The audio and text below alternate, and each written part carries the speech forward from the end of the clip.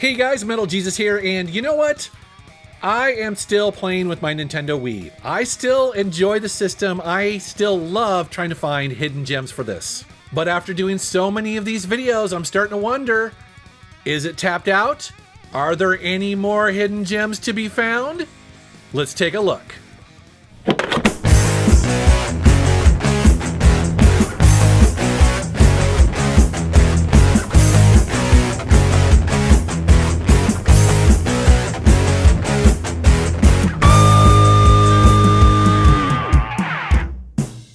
All right, so the first game I want to check out is called Pirates PlundArrr.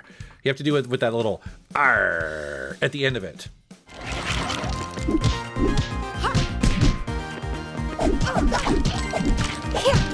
So this is a game that is exclusive to the Wii, and right off the bat, I know many of you are going, hey, this looks an awful lot like Castle Crashers, and yeah, you'd be right. Now, I don't think this is actually made by the same developers, but you can tell that they were heavily influenced by that game and were using it as sort of like a blueprint to make a beat 'em up, on the Wii. And I gotta say, this game is actually a lot of fun. So as you can tell, the game has really colorful 2D style graphics and also animation. Again, very similar to Castle Crashers. There are 40 different enemy types, so lots of baddies to beat up. Plus it has a lot of RPG elements where you can earn XP to upgrade your character as you progress. And there are a bunch of different weapon types that you can use both in your primary and secondary attacks. This game is just a really fun beat 'em up. It's very simple, very easy to get into. It's a lot of hack and slash fun, and if you have a Wii, definitely check it out.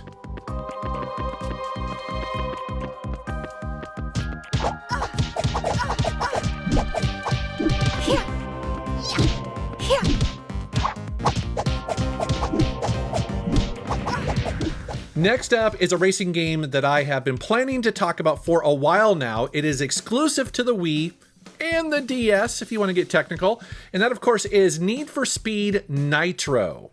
Now, I know what you're thinking, hey, how can a Need for Speed game be on a hidden gems list? Well, I would make the argument that this is definitely, I think of all the Need for Speed games, this is probably the one that is most often overlooked, and that's a real shame because this game is designed from the ground up to be a Wii exclusive, and it's just arcade goodness. This is an awesome game.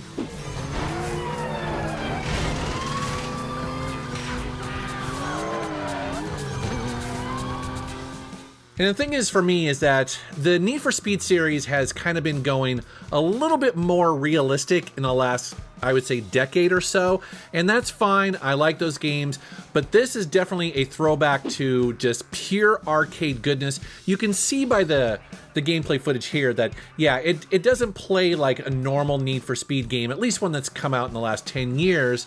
And again, I think that that's actually a really good thing. This is so much fun. Being that it's a Wii game, a lot of people are concerned that, does it have motion controls? Well, yes, but thankfully you can turn them off. So actually in this gameplay footage, that's actually what I've done, is I've turned it off. I'm playing it normally as it was meant to be. And really the game is just super arcadey. You can tell by this footage, it kind of looks almost like some of the classic Burnout games, which is, why I like it. The game has 5 different locations: Cairo, Rio, Madrid, Singapore, and Dubai. And it also has licensed cars, which is cool. But again, as you can tell here, they're a little bit more cartoony, a little bit more colorful. So yeah, if you like arcade racing games, you like the Need for Speed series, and you got a Wii, definitely check out Need for Speed Nitro. Oh no! There goes Tokyo! Go, go, Godzilla! Unleashed! On the Wii!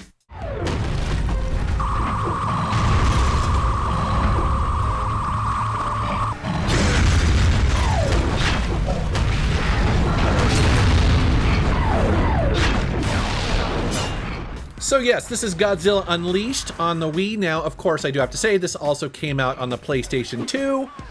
But if you got a Wii and you like Godzilla, you should definitely pick this up because This is a really fun monster beat 'em up game on the Wii. It's surprisingly fun. And when I say surprisingly fun, it's because, well, when this game originally came out, it got a little bit beat up by professional reviewers at the time. And I have to say, I think that's a little bit harsh, especially with a little bit of hindsight now that we can see it for what it is. You know, again, maybe the PlayStation 2 version was better, but I have to say that this game uses the Wii controls, the Wii motion controls, and honestly, it actually works really well. They're not very frustrating. It just feels very natural, very fun. And if you're a big fan of giant monsters destroying everything in its path, well, this game is going to be for you because it has a huge roster of 26 different monsters. Well, monsters might be pushing a little bit because there's aliens and all sorts of other stuff like that. But yeah, this has got a huge roster of stuff to choose from. One of the really cool parts of this game is that you can totally customize a battle if you wish. You can go in there and modify almost everything that is happening in this game. So including like what type of monsters, the type of power-ups, how often the health regenerates. You can even control like the size of the monsters. It just goes on and on and on. It's actually really cool if you just want to totally just get in there with a friend of yours and beat the tar out of each other. It's pretty cool. You know, the Godzilla games can be kind of hit or miss, but if you have a Wii and you have some friends over, this is a pretty good time. Definitely check it out.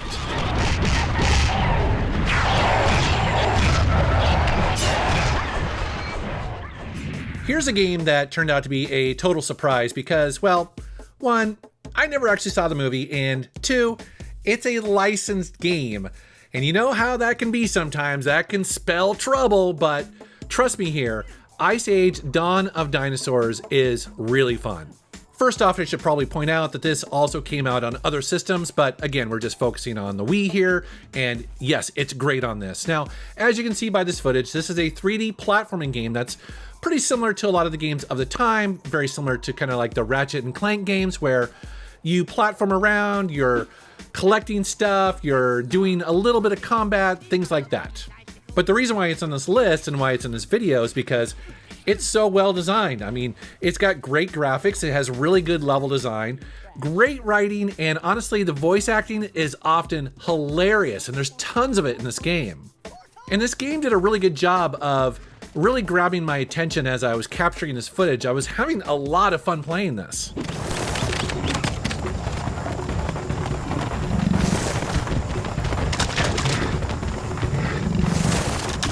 Now, there are some motion controls in this game, but I feel like that it's not super annoying when they do because, you know, for the most part, you're just moving with the nunchuck.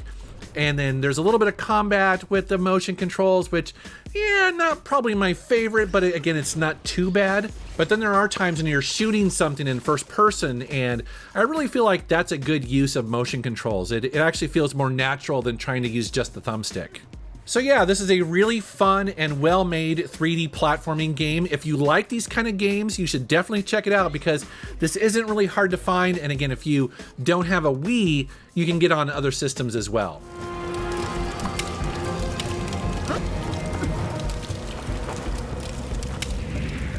So you guys know that I love light gun games in the arcade, but one of the reasons why I love the Wii so much is because so many light gun games came out for it, and I've covered many of them over the last couple of years, but one of the last ones I want to talk about is this one right here. It's called Top Shot Arcade. And it's kind of funny because, you know, I went on the fence about this one, about whether I wanted to talk about it because, you know, this is definitely, of all of the light gun games probably released, it's definitely one of the more realistic ones because you're technically hunting animals in the forest, and maybe not everyone's gonna be into that, but I wanted to cover this one anyways because the truth is, it's a fun light gun shooter. And yes, you're shooting animals in the forest, and that might not be everyone's cup of tea. I totally get it, but this is a fun game. It's well made, and it deserves a mention. Load your gun. No score for him. Popped him in the noggin. Now, a couple things that I notice about this over other light gun games is that, one, the stages actually are very short, sometimes lasting only a minute or two. And two, the precision of your shots is very important in this game, almost like you're really going hunting. And I know that's kind of silly to say because this is obviously an arcade game and it's not realistic really in any way, but it is definitely tougher than it looks. Unlike other Light Gun games I played before, this one I really had to replay some of the levels multiple times because as you see here, some of these animals are running really fast and it can be pretty hard to hit them in a spot where it'll actually take them down. So anyways, I know this game is not going to be everybody's cup of tea, but I'm pretty sure that no actual animals were harmed in the making of this game. And so if that's something that you're interested in and you like Light Gun games, you should definitely take a look. He's taking a dirt nap. All right, next up is a game that, well, I just kind of stumbled upon. I didn't really know that much about it when I first bought it, but that is a game called Fling Smash.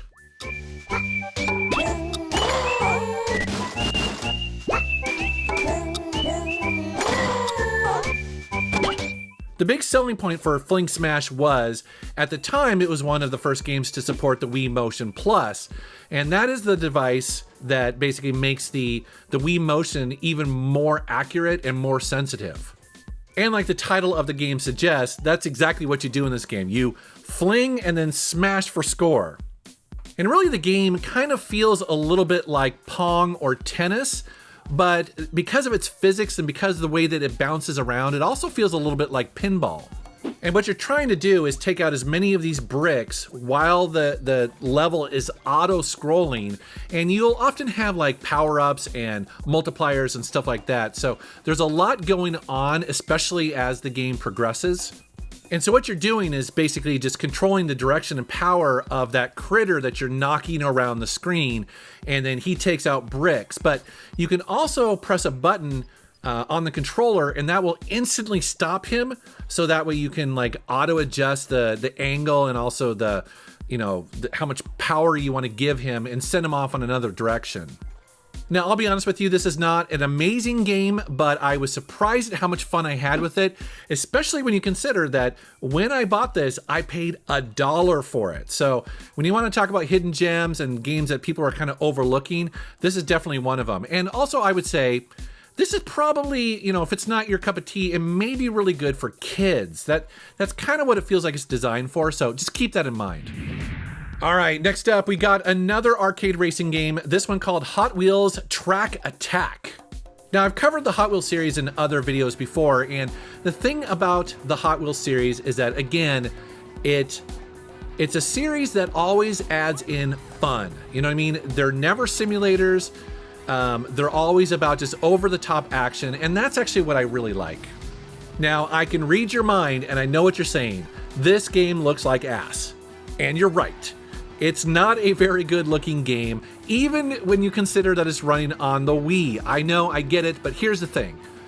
All I care about is, is there a smile on my face when I'm playing a game? And the answer is yes. When I play this game, actually, it's a lot of fun.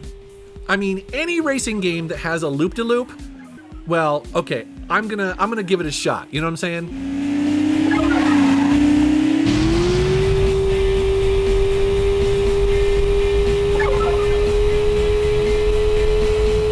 And I want to point something out, and that is in this game, there is some physics, and you can kind of see that in the footage here because, you might see me sliding around corners, and that was a part of the game that I wasn't expecting, and I actually think that's pretty cool because once you play a racing game like this and you know sort of the rules of it and how the cars handle and how it's going to take the jumps and stuff like that, how it's going to go around corners, I really dig that. So it's a nice mix, again, of arcade and just enough realism to keep it fun. And the other thing when it comes to racing games, and I want to mention it here, is that you can turn off the tilt controls. So that's very important to me because, sometimes tilt controls can be a nightmare, and it's good that some of these games allow you to toggle that. So this one and also Need for Speed, like I said, you can just play them as normal. And I mentioned the loop-de-loops, right? Okay, cool. Yeah, definitely check it out.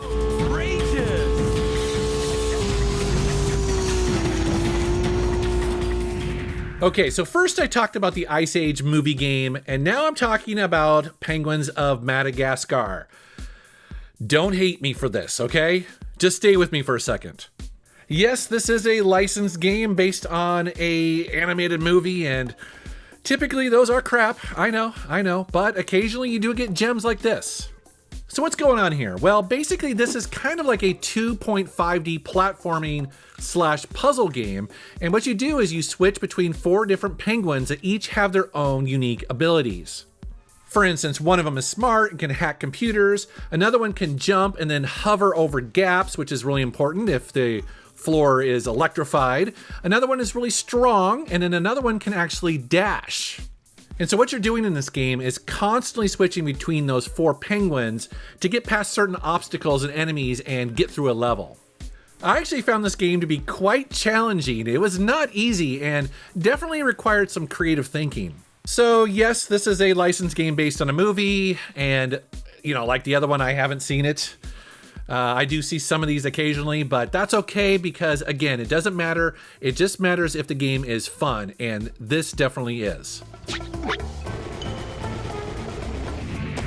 All right, and then finally we have Hidden Mysteries Titanic.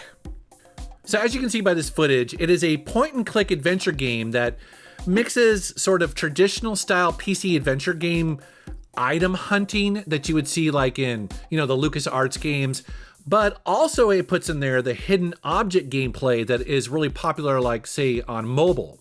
And as you can tell by the gameplay footage and also the title of the game, it's really a retelling of the story of the Titanic and its last voyage, or I guess its maiden voyage that was also its last because of course it sunk to the bottom of the ocean. But this also has new story and also characters. I would say that it kind of follows the James Cameron movie, but it's just different enough to feel fresh. But again, the reason why it's on this list is because it really is a mix of that point and click, picking out objects in the background, putting them together to solve puzzles, but then also it has sections in it that you have to find, like say, all the different pieces that are hidden within the background. And so it's very much like, 2 different types of games mixed together, and it feels very natural. I will say though that the puzzles can be a little bit obtuse. You will probably get stuck in this game and wonder what the heck to do. Now, there is a hint system, which is very nice, and it's completely optional, but you are going to be clicking around kind of wondering, what am I supposed to use this for? Where is it supposed to go? Now, there are 4 different endings in this game because you do have a bit of choice as to how the narrative goes. And as you complete the game, there is also a bonus level that you can unlock.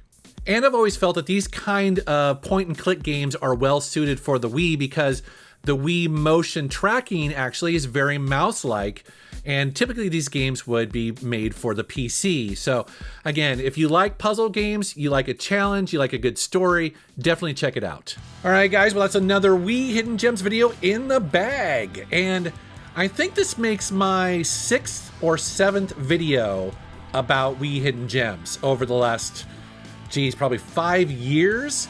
And the thing is that I'm kind of wondering, is that it? Is this the end of the Wii Hidden Gems, or are there more to be mined?